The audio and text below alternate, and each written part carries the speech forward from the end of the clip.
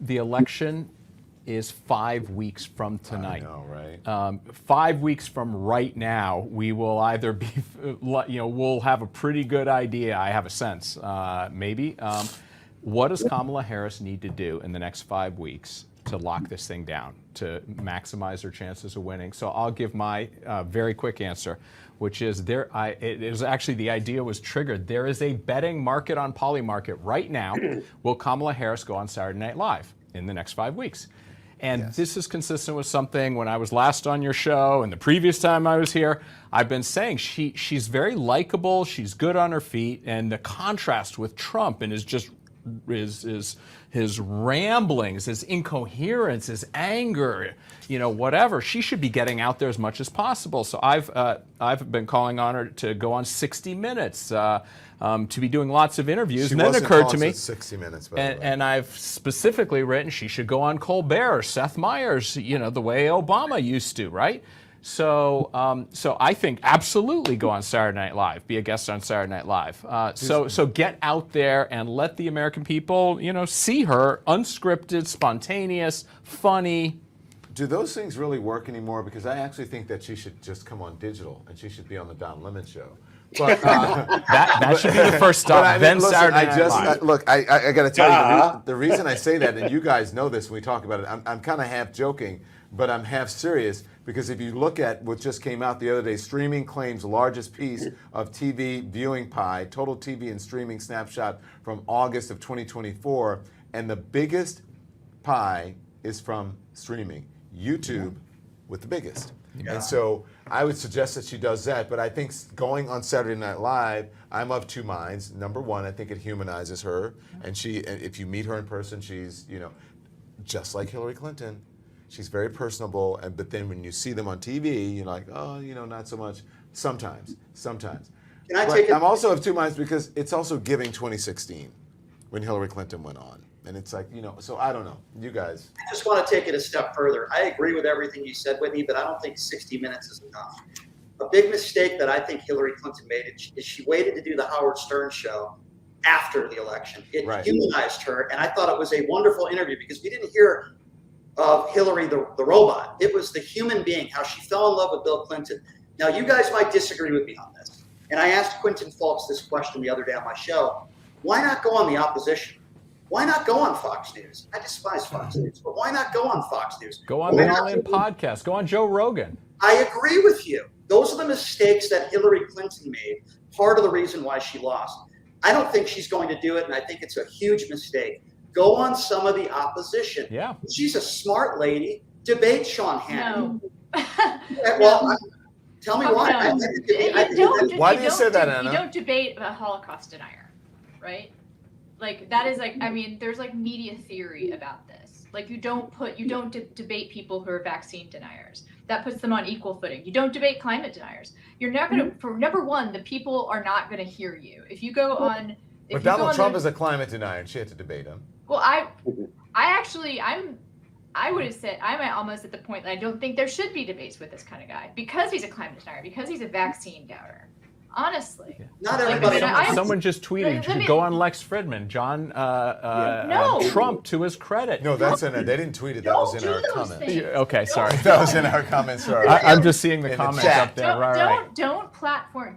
Don't share don't go as the person who is currently the sitting Vice President of the United States. You don't need to raise Joe Rogan's platform, right? You don't need him. You really don't. Look, he's got how many tens of millions of viewers? He's got the biggest podcast on the planet. I respectfully disagree with you. But do you think going on, you think it would change minds? I don't think it would change. That's the other thing, is I don't think it would change minds. You asked, what should she do? I don't know. Maybe it will. I'm serious. That is a legitimate question. I'm being honest and earnest about it.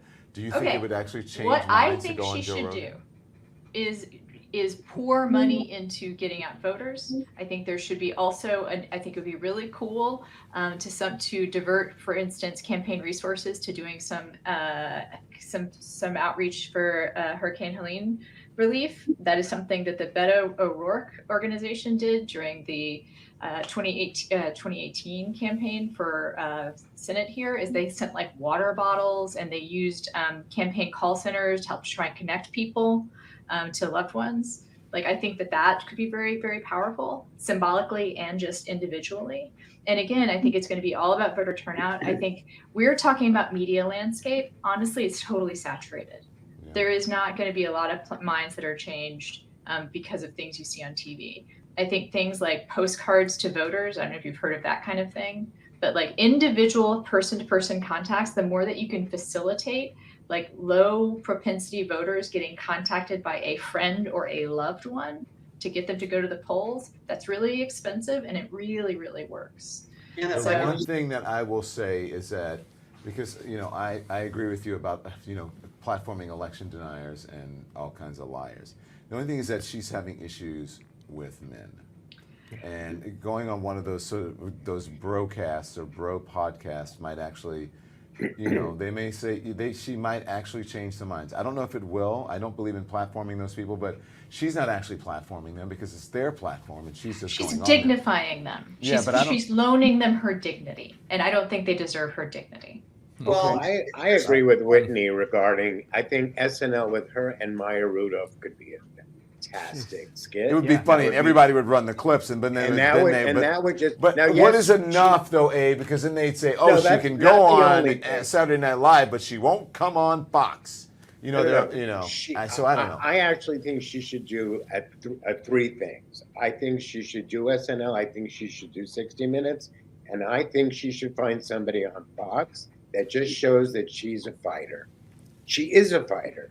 Her career has been before vice president as a fighter. And that's the senator we saw taking on the Supreme Court idiots. And that's who I personally feel I didn't see enough. I want to see whatever I can of that night, that day in the Supreme Court when she went toe to toe with Kavanaugh. And that is what I think guys want to see. That's the kind of energy she has. And I feel like her people are kind of protecting her a little too much. And I feel like they're playing as if she's up 8 points in the polls. I agree. And I don't want to go into election day 5 weeks from now with this being a 50-50 jump ball. She should be winning by a lot here. I think the reason she's not is too careful. The American people don't feel like they know her as a person, and it's because she's almost always on a teleprompter, and she hasn't taken any risk in terms of getting herself out there. Y'all are all doing media pissing criticism. off the woman.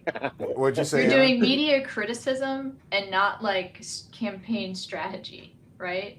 Like the media game is baked. It is. Like, I mean, yes, there are these big play things she could do that she's not going to do. Like in the realm of possibility, like I'd love for her to go on your podcast. I'd love for her to come on my podcast. I'd love to see her on, as I've said, Hot Ones. I think she would fucking rock it. Like, but I don't think she's going to do those things. Why not? But I just don't think she's just not going to do those. Right, but I think that's a big mistake. Let me say this, guys. If you'll just give me the floor, just give me okay, you're the a minute or two here. So I've been doing this for a long time, and I went through 2016, and I predicted that Donald Trump would win 2016, and let me tell you why. For the reasons that Whitney's saying, for the reasons that Brian is saying, for the reason that Abe is saying, and for the reason that I'm saying. Not for you, Anna, so don't get mad at me. Hillary Clinton was too picky and too careful about what she did. Donald Trump flooded the zone.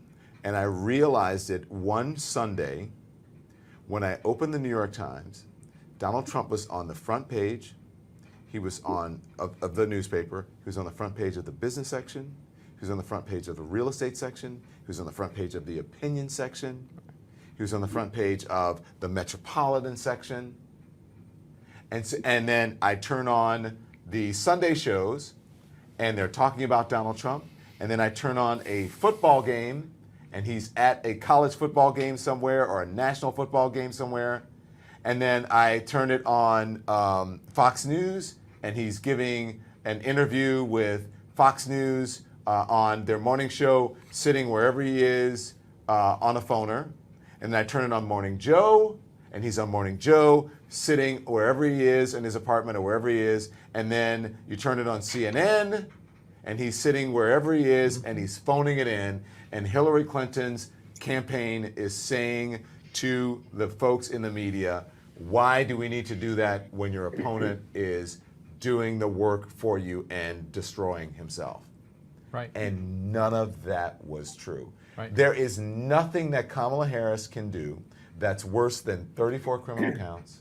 That's worse than they're eating the dogs and eating the cats. That's worse than the whole narrative about a couch, whether it's real or not.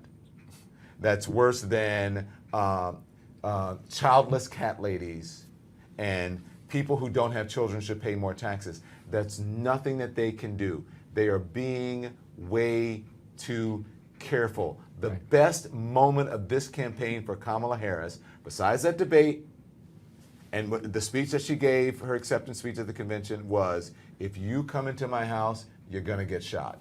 And that was off the cuff, and that is what Americans want from her, not her giving a white paper response to her policies, because they don't care about that. They want to get to know her. Trust me, that's not just media analysis. That is the Don Lemon who goes across the country and who talks to people every single day. They want to know her, and they want the real her, and not like some bottled standing in front of a teleprompter. She gave that to Stephanie Rule, and no one covered it. That, like we were just talking about. That's not true. I think that no That's one. not We true. were just agreed. No one covered it. I think that No one covered it? Yeah. Very few people. Very few people covered it. It wasn't a top story. It wasn't wasn't. it wasn't even a top story on the other hours of MSNBC afterward. It was not even. It was a little segment. But I have to say, After that interview, let me ask you that. Whose fault is that? I'm just saying, I'm just That's giving the you analysis. media's Listen. fault. No, That's the no, listen. So you go on Stephanie Rule, right? And then the next morning, you're on Morning Joe.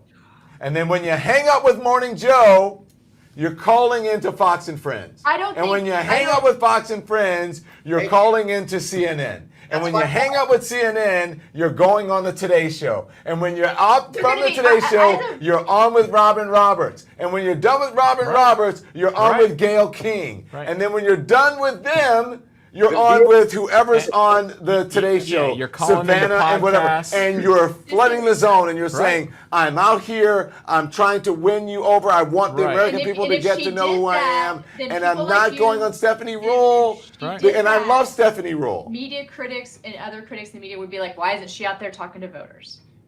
And then after that, I would go out and talk to voters. That is the way you talk to voters in today's But that's how you talk to voters. That's not the way you talk to voters. I have you to just throw- talk about streaming being the hugest piece of the pie. That is, Can I just voters add are not something? on TV anymore. I just feel like in 2019, when she was running for president, she went out to a farm wearing a pair of jeans, work boots, and a work shirt. And there's a photo of her with the farmer, and I remembered it from 2019. And she has not, and it was the problem with Hillary, she never got out of that damn pantsuit. That pantsuit nation true. ended up not It's delivering. true.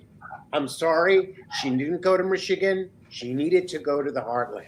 That's why we lost the blue wall. go there. Don't do TV. But she should go to a farm, and even if it's black farmers, the point is the farmers are the people that she's having a problem with. This is why White men in the middle of the I agree country. with that. I agree with everything, John. But that's all local. That's all local Yes. press, which is Yes, great. do local press. I Yes, just want to add totally. one thing. Whoever And wins this SNL. whoever wins this election is going to be from the moderates, moderate Republicans, independents, moderate Democrats. You're not going to win them over by going on MSNBC or doing a pre-recorded interview like that. You're going to win those people over by going on the Howard Stern show. You're going to win those people over by doing what Don Lemon just said. These are the same mistakes, that Hillary made back in the day when what Don was just referring to. I understand what you're saying, Anna. You don't owe Sean Hannity anything. Pick somebody else on Fox News. I don't know, Neil Cavuto. Pick somebody on there that maybe isn't a Holocaust denier, right? I'm not saying go on the Laura Ingraham show, but what I am saying is go on some shows where maybe they're not so pro-friendly. Now, you and I would love it if she came on our shows. We'll ask her tough questions, but we're still Kamala Harris supporters. Doesn't mean we're not going to ask, tough questions. You got to go on the opposition at some point. And I'm worried that if she doesn't do that in the next 5 weeks, she's not going to win over those moderates or moderate. And you have to remember, yes, the rules are different for her than Donald Trump because Donald Trump can say anything.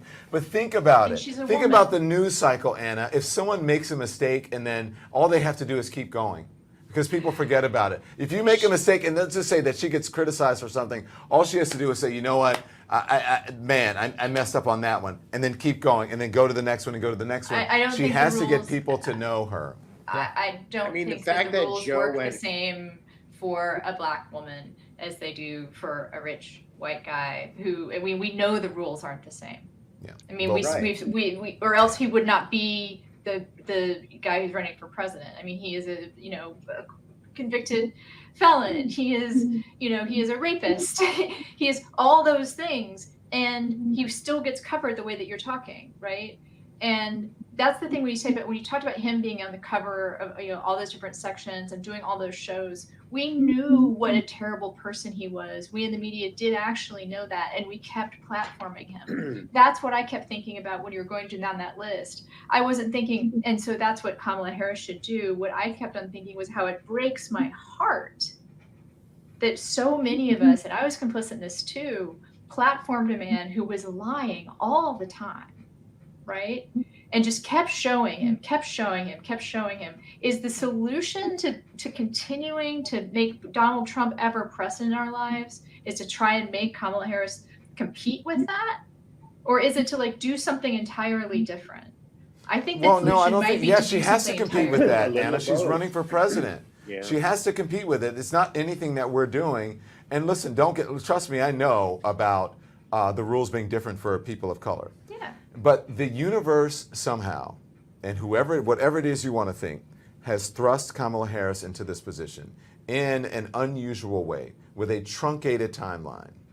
And in a truncated timeline, you cannot sit back on your laurels and go by the traditional, well, we have to do it this way. And she cannot listen to the people around her who used to say, just be safe. And because those people, where's Robbie Mook right now, who ran Hillary Clinton's campaign, right?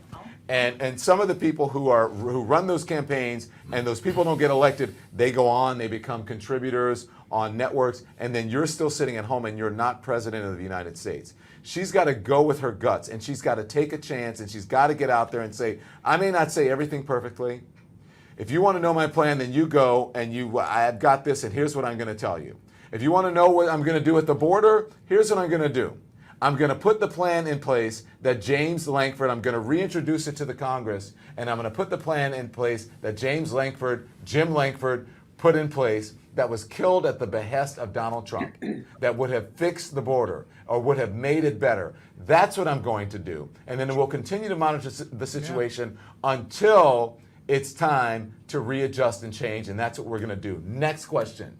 What are you going to do about the economy and high prices? Well, it is obvious right now that what the Biden-Harris approach is working. Otherwise, the feds would not have lowered the interest rates if inflation was not coming down. So we're going to continue on with the great plan from the Biden-Harris administration that is working, and we're going to monitor that and change it if need be. That's what we're going to do. Next question. Yeah. What are you going to do about abortion? Yeah. We're going to codify abortion across this country. I'm going to make sure that it's introduced into the Congress and the Senate, and I will sign that legislation when it reaches my desk. What else do you want to know? And that's what she needs to do instead of being afraid and talking about, not even concepts of a plan. She's not doing that. She does have a plan, but just sort of giving feelings and I like her. I know her. I've met her many times. She's a very personable person. She has to stop being careful and listening to the political people around her and the advisors, and she has to go with her gut. She is a black woman. I am a black woman. The rules are different for me. I understand that. But I got into this race with very little time. I was thrust into this race. I was being a good soldier as the Vice President of the United States and doing the job that I'm supposed to do as Vice President of the United States, and that is to be the right hand to the President who actually makes the decisions in this country. And so while I am part of a Biden-Harris administration, Joe is the guy. But when I'm the guy, I may not do exactly what Joe Biden has done. I'm not going to handle myself the way Joe Biden has handled himself, because Joe Biden is Joe Biden and I am Kamala Harris. And I'm asking you to give me a chance, like you gave other people a chance, and to understand that I'm looking out for you and only you, the American people. That is what I'm all about. Give me a chance and I will prove it to you. That's what she has to do. I would vote for you, okay? So I just want to say. Thanks for watching, everyone. Make sure you hit the like button and subscribe. It really affects the algorithm, and we appreciate it. It helps us out. If you want to subscribe, right here on the top right, and if you want more content, right here on the bottom right. Just click right here. Also, we go live every day at 10 a.m. for about an hour, or maybe even more, with the day's hot topics. And then we go live again at 5 p.m. with Lemon Live at 5, where we talk to you, the subscriber. We read your comments and we interact with you. So there's plenty of content for you. Make sure you check it out.